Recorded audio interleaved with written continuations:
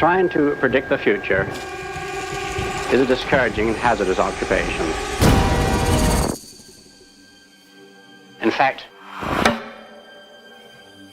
it may not even exist at all. Oh, what is this I cannot see? Oh, I am deaf, none can excel. Many of the things we take for granted will one day pass away completely. I open the door of heaven and hell. When that time comes, men will no longer communicate.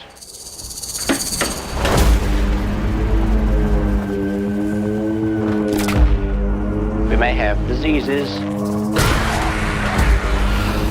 and barbarism. Oh, I am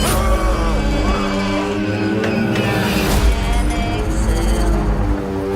The whole world will cease to make any sense.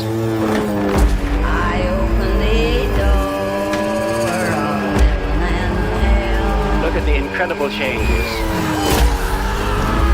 we've experienced and survived.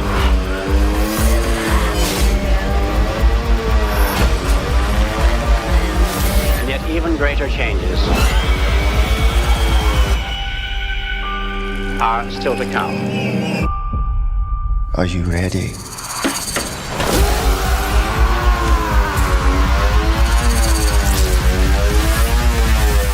My soul shall scream in hell. Oke, jadi udah 28 tahun nih sejak Rage virus pertama kali muncul. Dan dunia udah berubah total jadi tempat yang nyaris gak kita kenali.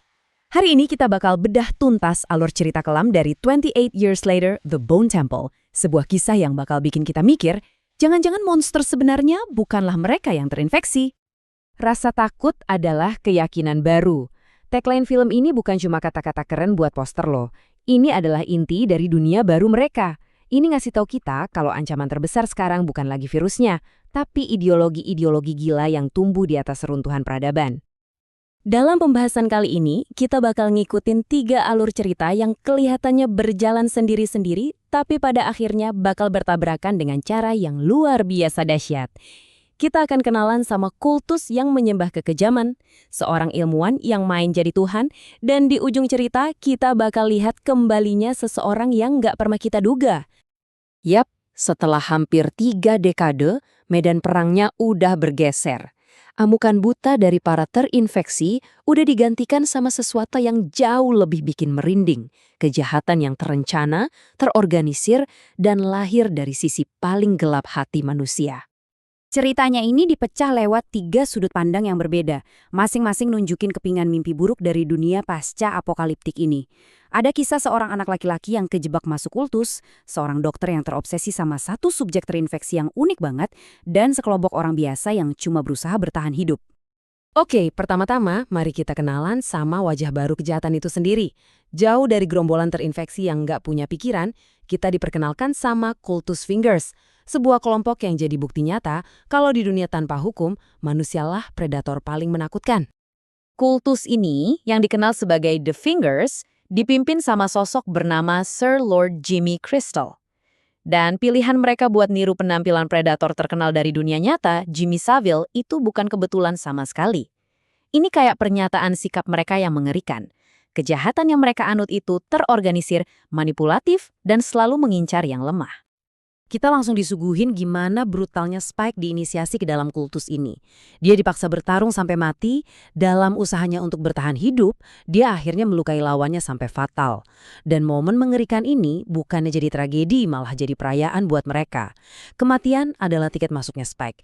Ini bukan lagi soal kekerasan biasa. Ini adalah penghancuran total moralitas. Nah, sementara kultus itu sibuk menyebar kekacauan, di tempat lain ada sebuah eksperimen aneh yang lagi berjalan.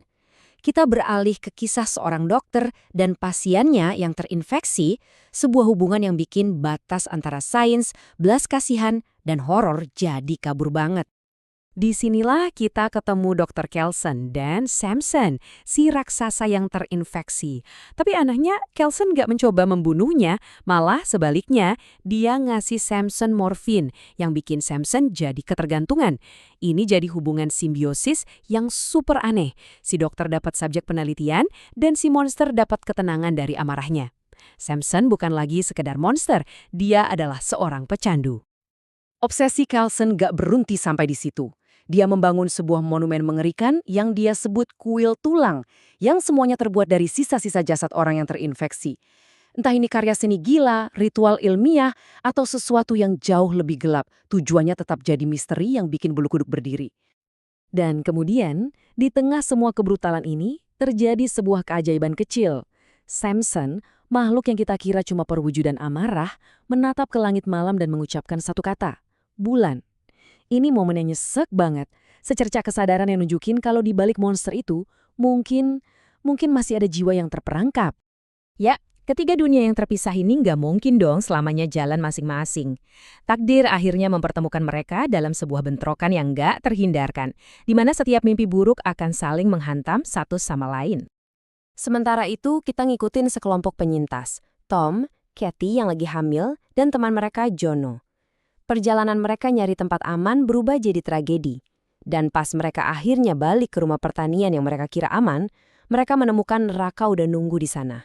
Kultus Fingers udah menguasai tempat itu. Rumah pertanian itu langsung meledak jadi arena kekacauan.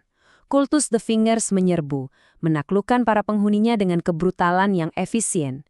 Di tengah-tengah horor itu, Kathy yang lagi hamil secara luar biasa berhasil kabur, meninggalkan yang lain dalam cengkraman para penyiksa mereka. Upaya penyelamatan yang dilakuin Kathy berubah jadi pertumpahan darah total. Meskipun dia berhasil balas dendam ke salah satu anggota kultus, harganya mahal banget. Tom tewas, dan yang lainnya tewas terbakar di lumbung. Ini bukan kemenangan sama sekali. Ini adalah pembantaian. Nah, disinilah kita lihat retakan pertama dalam indoktrinasi Spike. Pas dia nemuin Kathy yang lagi kabur, dia dihadapkan pada sebuah pilihan. Bukannya nyerahin Kathy, dia malah bohong ke pemimpinnya. Ini adalah percikan pertama dari pemberontakan, sebuah tanda kalau sisi manusianya belum sepenuhnya padam. Semua jalan akhirnya menuju ke kuil tulang, tempat klimaks berdarah ini terjadi. Kultus The Fingers datang, dan dalam kebodohan mereka ngira Kelson itu iblis. Kelson, dalam upaya terakhirnya buat ngelindungin Spike, justru membalikan keyakinan kultus itu ke pemimpin mereka sendiri dengan memerintahkan penyaliban Sir Jimmy. Tapi pengkhianatan dibalas pengkhianatan, dan dalam plot twist yang gila, seorang anggota kultus bernama Kelly malah mengambil alih dan memastikan si tiran dapat ganjaran yang setimpal. Keadilan puitis akhirnya datang dalam bentuk yang paling nggak kita duga. Samson kembali, bukan untuk menghancurkan, tapi untuk menyelamatkan penciptanya yang sekarat, membawanya pergi dengan kelembutan yang aneh. Sementara itu, Sir Jimmy yang disalib dan ditinggalkan, akhirnya menemui ajalnya di tangan monster-monster yang selama ini dia remehkan, akhir yang ironis dan sangat pantas buat seorang tiran. Tapi, pas kita kira ceritanya udah selesai, film ini ngasih satu kejutan terakhir. Sebuah pengungkapan yang bukan cuma mengubah segalanya, tapi juga nyambungin kita kembali ke titik awal dari semua kengerian ini. Waktu Spike dan Kelly berhasil kabur dari reruntuhan, mereka nggak sadar kalau mereka lagi diawasi.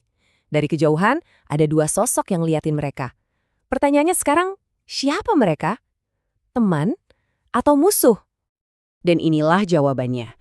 Sosok itu adalah Jim, si penyintas asli dari film pertama, yang sekarang udah lebih tua dan jauh lebih tangguh. Bersama putrinya Sam, dia berhasil bertahan hidup. Melihat para penyintas muda itu dalam bahaya, mereka nggak ragu-ragu, mereka siap untuk bertarung. Dan dengan itu, panggung untuk babak selanjutnya pun disiapkan. Pada akhirnya, The Bone Temple ninggalin kita dengan satu pertanyaan besar yang mengganggu. Setelah menyaksikan kekejaman terorganisir dari Kultus Fingers dan kelembutan tak terduga dari Samson yang terinfeksi, kita jadi harus bertanya pada diri sendiri, di dunia yang udah hancur lebur ini, siapa monster yang sebenarnya? Apakah mereka yang terinfeksi virus? Atau justru kita manusia yang membawa kegelapan terbesar di dalam diri kita?